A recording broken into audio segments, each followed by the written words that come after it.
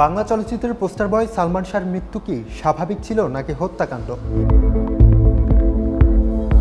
কয়েক যুগ পার হয়ে গেলেও এই চাঞ্চল্যকর মৃত্যুর কারণ এখনও কেন প্রকাশ পেল না? এত বছরেও আদালত কেন জনপ্রিয় নায়কের মৃত্যুর রহস্যের জট খুলতে পারল না?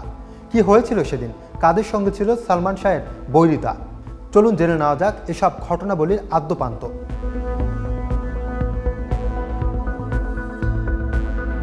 সাল 1996, সেপ্টেম্বর মাসের 6 তারিখ হঠাৎ করে খবর এলো জনপ্রিয় নায়ক সালমান শাহ মারা গেছেন। এ যেন দেশের সাধারণ মানুষ ও সালমান শাহের ভক্তকুলের ওপর বিনা মেঘে বজ্রপাত হয়ে এসেছিল। কেউ যেন বিশ্বাস করতে চাইছিল না এমন অনাকাঙ্ক্ষিত খবর, কিন্তু শেষ পর্যন্ত বিশ্বাস করা ছাড়া কোনো গতি ছিল না। বিশ্বাস করতেই হলো। সালমান শাহ আর কোনোদিন রূপালী পর্দায় এসে রাজ করবেন না, এটাই তখন বাস্তবতা। বাংলা চলচ্চিত্রের জনপ্রিয় এই নায়কের মৃত্যুর রহস্য দানা বেঁধেছিল। উঠেছিল প্রশ্ন, সবার প্রশ্ন ছিল, এটা কি স্বেচ্ছামৃত্যু নাকি পরিকল্পিত হত্যাকাণ্ড? পদ্মা, মেঘনা, যমুনার বহু জল প্রবাহিত হয়েছে, তবুও এই প্রশ্নের সঠিক উত্তর মেলেনি আজও। ওয়ালটন এখন দেশের সীমানা পেরিয়ে পৌঁছে গিয়েছে 50টিরও বেশি দেশে।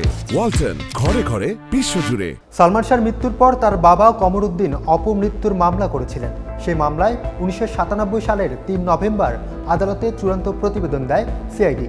মৃত্যুর জন্য প্রতিবেদনে জনপ্রিয় এই চিত্রনায়ককেই দায়ী করা হয়, বলা হয় স্বেচ্ছা মৃত্যু। তবে সিআইডির প্রতিবেদনে সন্তুষ্ট হননি কমরুদ্দিন। তিনি এর বিরুদ্ধে রিভিশন আবেদন করেন। এরপর বহু বছর পার হয়ে গেলেও একাধিকবার একই কথা বলা হয় আদালতের রায়ে।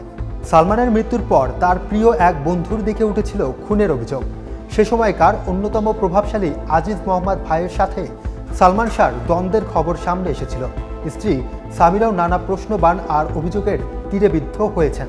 এসব নাটকীয়তায় সন্দেহ আরও বেশি করে দানা বেঁধেছিল ভক্তদের মাঝে। প্রিয় নায়কের মৃত্যু মেনে নিতে না পেরে বেশ কয়েকজন নিজের জীবনও বিলিয়ে দিয়েছিলেন। তবুও কয়েক যুগ পরে এসেও প্রশ্ন রয়ে যাচ্ছে, সালমান শাহর মৃত্যু কি আসলে স্বেচ্ছা মৃত্যু নাকি হত্যাকাণ্ড? সালমান শাহর পারিবারিক নাম শহীদ চৌধুরী মোহাম্মদ শাহরিয়ার ইমন। 1971 সালের 19 সেপ্টেম্বর তিনি সিলেটের জকিগঞ্জ উপজেলায় জন্মগ্রহণ করেন। 1993 সালে মুক্তি পাওয়া কিয়ামত থেকে কিয়ামত ছবির মধ্য দিয়েই সিনেমা জগতে পা রাখেন সালমান শাহ। প্রথম ছবি তাকে ঢালিউডের প্রথম শ্রেণীর নায়ক করে তোলে। ক্রমশ অপ্রতিদ্বন্দ্বী হয়ে ওঠেন তিনি। মাত্র 4 বছরেই 27টি চলচ্চিত্রে অভিনয় করে ঢাকায় সিনেমার মোড় ঘুরিয়ে দিয়েছিলেন সবার প্রিয় সালমান শাহ।